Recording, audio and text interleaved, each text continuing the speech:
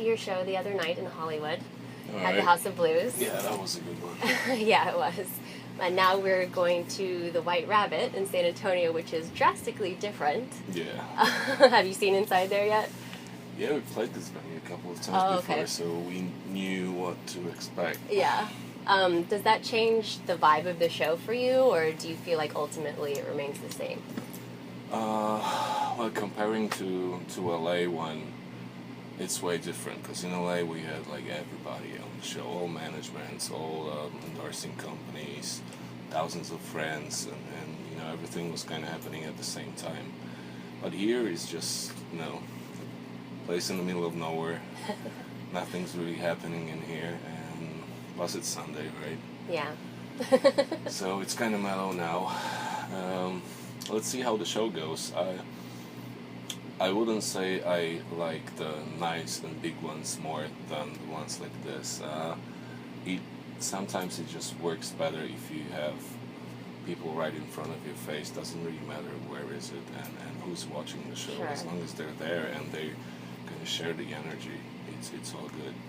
Cool. Yeah, and I mean, Hollywood has, like you said, all of your industry people there. Yeah, It's definitely we're a just different so audience. stressed before this show. Yeah. Well, I'm looking forward to tonight. It should be a different vibe. Yeah. So, when you're in a band that the words most, I think, put with it is extreme or controversial, do you ever feel pressure or limitations because of that? There's limitations, of course, because they just there's people trying to cancel some shows or ban some graphics or get the videos out of YouTube, whatever. That's limitations, right? But we just had this little conversation with Salim, that's the leader of the Devil's Blood, last night, and I was talking to him about things like that, because they have this big issue with all the venues. Some of the venues, they don't let them use all their stuff on stage because of many reasons. And like yesterday, they were not even allowed to light the candles on stage, and that's like the basic thing for their show. Sure. But what he said was, in the artistical matter, if you feel the pressure, if you feel that somebody's trying to push you down, you just feel that you're stronger, and you want to do it even more. Sure. So it doesn't really matter what's happening. Yeah.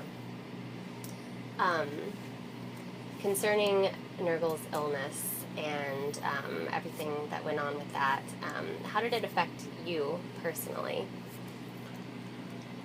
Well, that was just a one big lesson for all of us. And, we were kind of going with the flow for a few years, and everything was just growing for us. Everything was just perfect, and now it just happened, and we didn't really know what to do. And the first few months was like looking around and trying to figure out how to leave with this thing, and we didn't know what's going to happen and all, and he didn't either. But what we did, we stayed in touch constantly, and we were working with the band, actually, while he was in the hospital, and he was working too. He was just all the time on his computer, and we even put out a record in that time. We didn't record any new songs, but we had some outtakes from other recording sessions. It changed a lot. It just it's a lesson telling you strictly and right in the face, it's not going to last forever, whatever it is, whatever this band or rock star or whatever thing is. It's just going to end up like this, and you need to figure out what you're going to do. Sure. Yeah, I mean, at the same time when he got sick, I was going through losing my mother to cancer. So I think it really puts, like you said, priorities and your outlook on life. Even when you're not the person who's sick, it really affects you. And it totally does. Yeah. So I'm happy to be back here. Yeah. Glad that he's fine. Great. So I've heard that you guys have started working on some new material slowly. Yeah, slowly. I mean, during our little preparations for this tours now, we just jammed a few new riffs, few new songs, and while we were on tour, we just coming up with some ideas. But it's gonna take a while. The schedule is to finish all the tours by the end of this year almost. Mm-hmm. So then we're gonna just sit back and work on the new stuff. So the new album next year, like in the middle of it, hopefully. Mm-hmm. So you have a side project called Yeah. Black River? This time's this one's long time gone. Oh, okay. But I have another one which is called Vesania, and that's Right. my mother band, or Mm-hmm. however you call it. I started with this one when I was 16 or 17, Mm-hmm. and I still have it. What's going on with that right now?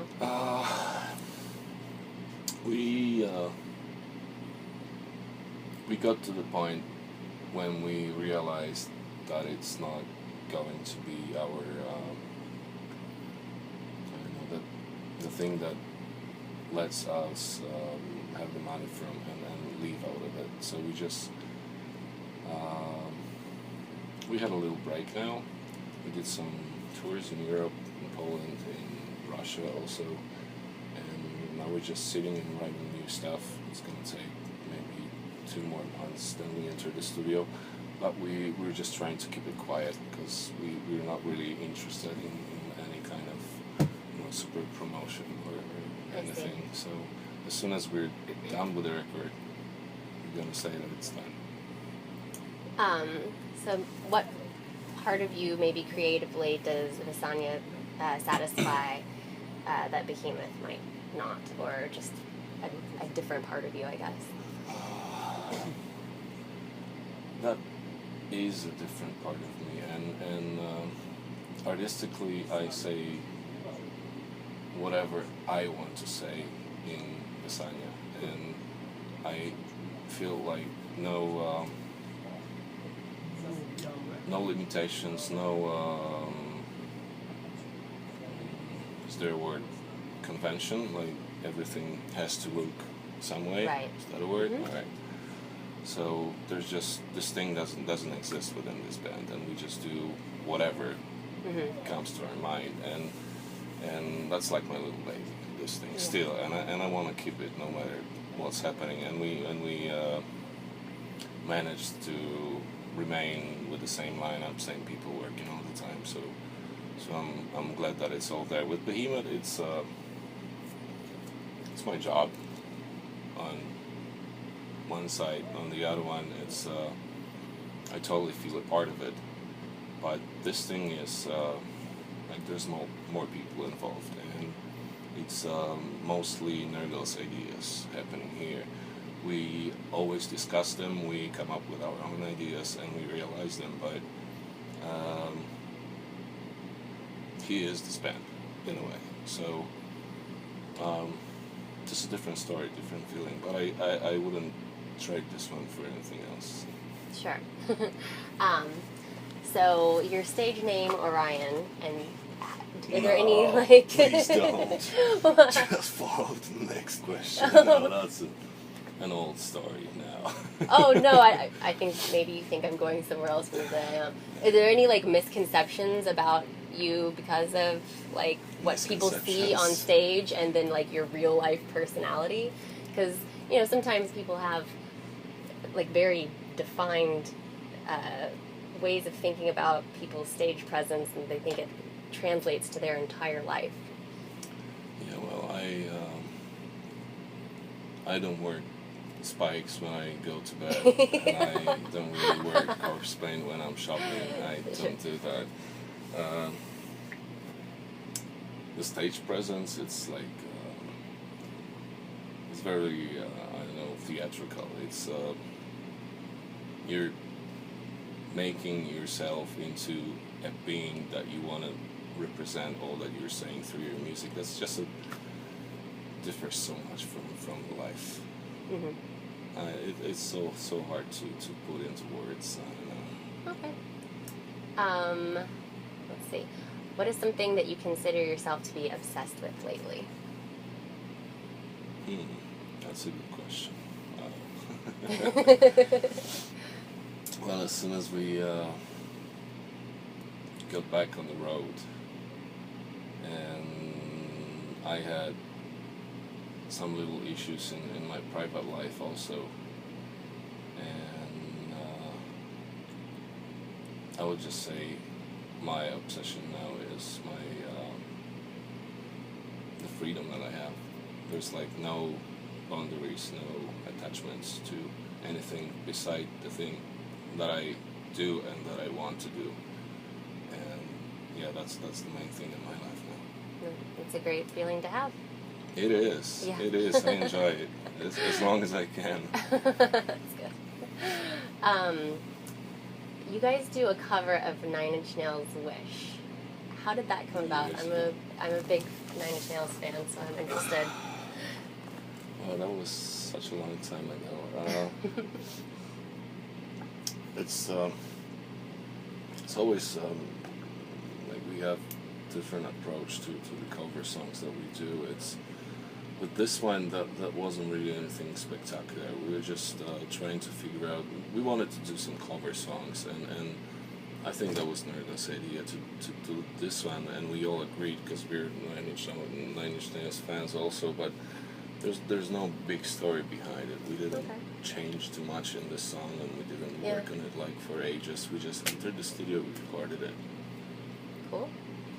All right, one last question. What's the best piece of advice someone has given you that you use in your life?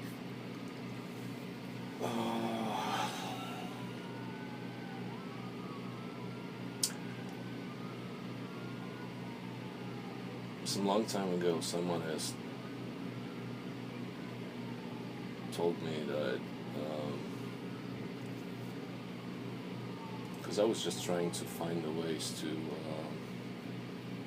I was having some downtime in my life, and I was just trying to find some ways to get inspired by something, to catch up with some things that would drive me, and it wasn't happening, and then I heard this little sentence that whatever makes you think is your inspiration, and that was just as easy as it sounds, and I kind of believed in it, and I just started to realize that everything that I have is everything that I see, everything that I have here, and there's nothing beside it, basically. So I think that's one of the best things I've ever heard. I like that. It's easy. Yeah. Great. Well, thank you so much. Thank you.